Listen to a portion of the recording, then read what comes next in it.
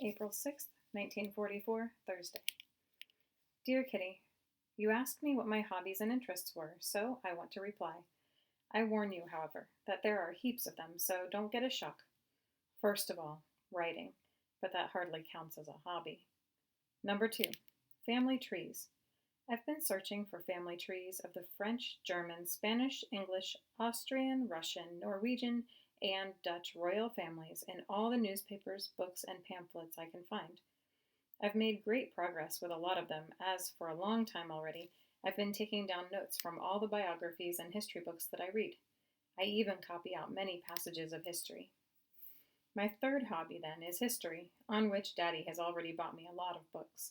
I can hardly wait for the day that I shall be able to comb through the books in a public library. Number 4 is Greek and Roman mythology. I have various books about this too. Other hobbies are film stars and family photos. Mad on books and reading. Have a great liking for history of art, poets, and painters. I may go in for music later on. I have a great loathing for algebra, geometry, and figures. I enjoy all the other school subjects, but history above all.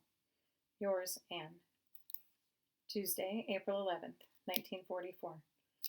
Dear Kitty, my head throbs. I honestly don't know where to begin. On Friday, Good Friday, we played Monopoly. Saturday afternoon, too. These days passed quickly and uneventfully. On Sunday afternoon, on my invitation, Peter came to my room at 4:30. At 5:15, we went to the front attic, where we remained until 6 o'clock. There was a beautiful Mozart concert on the radio from 6 o'clock until 7:15. I enjoyed it all very much, but especially the Kleine Nacht music. I can hardly listen in the room because I'm always so inwardly stirred when I hear lovely music. On Sunday evening, Peter and I went to the front attic together, and in order to sit more comfortably, we took with us a few divan cushions that we were able to lay our hands on. We seated ourselves on one packing case. Both the case and the cushions were very narrow, so we sat absolutely squashed together, leaning against other cases. Mooshie kept us company too, so we weren't unchaperoned. Suddenly, at 9:15, Mr. Van Don whistled and asked if we had one of Dussel's cushions. We both jumped up and went downstairs with Cushion, Cat, and Van Don.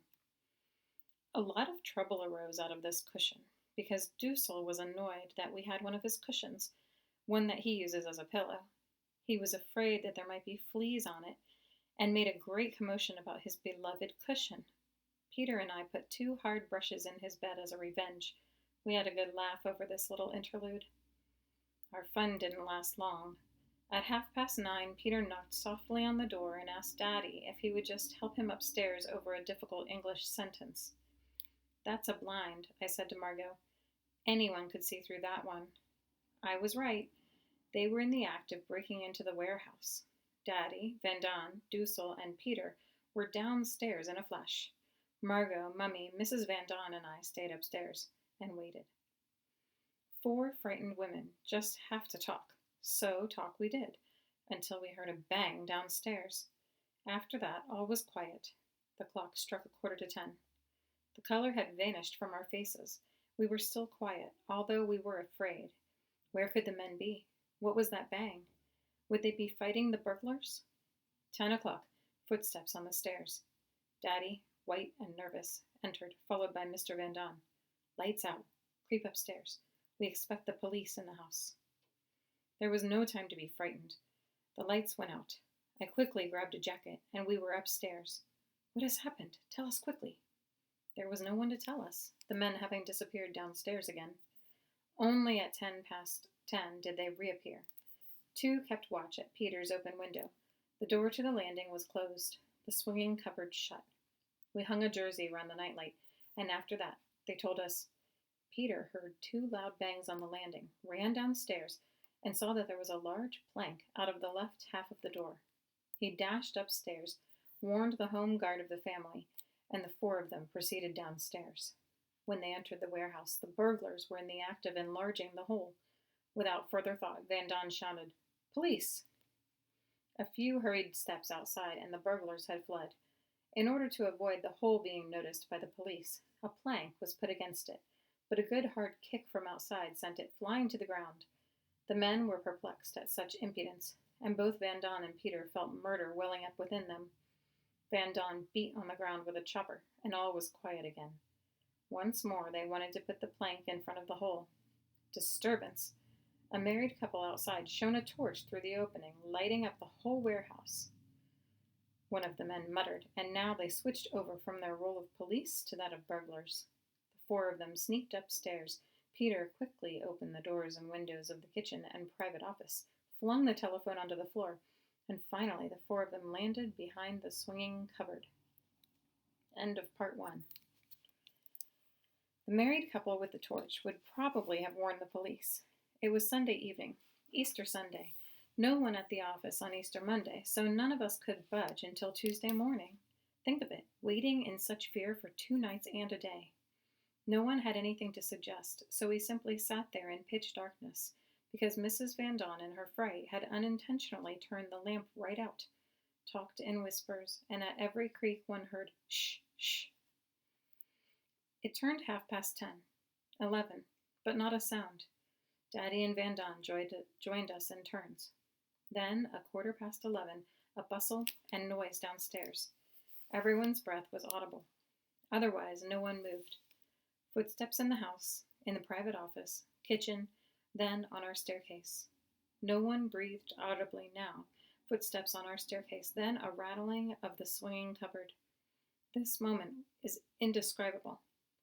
Now we are lost, I said, and could see us all being taken away by the Gestapo that very night. Twice they rattled at the cupboard, then there was nothing. The footsteps withdrew. We were saved so far. A shiver seemed to pass from one to the other. I heard someone's teeth chattering. No one said a word. There was not another sound in the house, but a light was burning on our landing, right in front of the cupboard. Could that be because it was a secret cupboard? Perhaps the police had forgotten the light. Would someone come back to put it out? Tongues loosened. There was no one in the house any longer. Perhaps there was someone on guard outside. Next we did 3 things.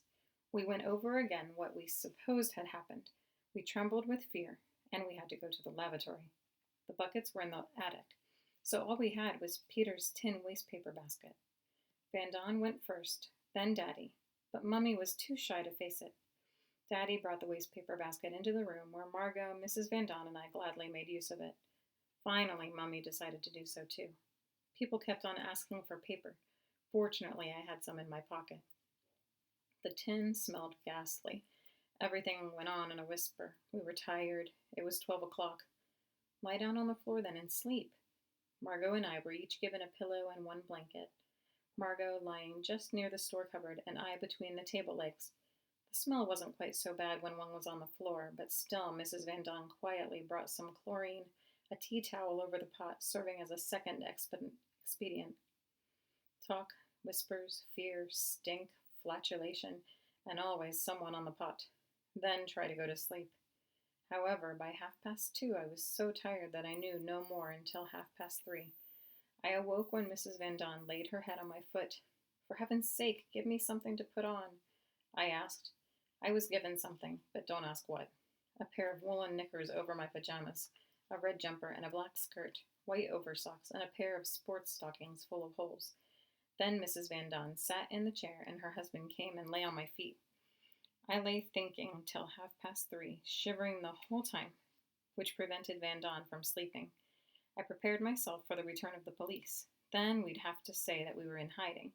They would either be good Dutch people, then we'd be saved, or NSBers, the Dutch National Socialist Movement. Then we'd have to bribe them. "In that case, destroy the radio," sighed Mrs. Van Don. "Yes, in the stove," replied her husband. "If they find us, then let them find the radio as well." "Then they'll find Anne's diary," added Daddy. "Burn it then," suggested the most terrified member of the party. This, and when the police rattled the cupboard door, were my worst moments. Not my diary. If my diary goes, I go with it. But luckily, Daddy didn't answer.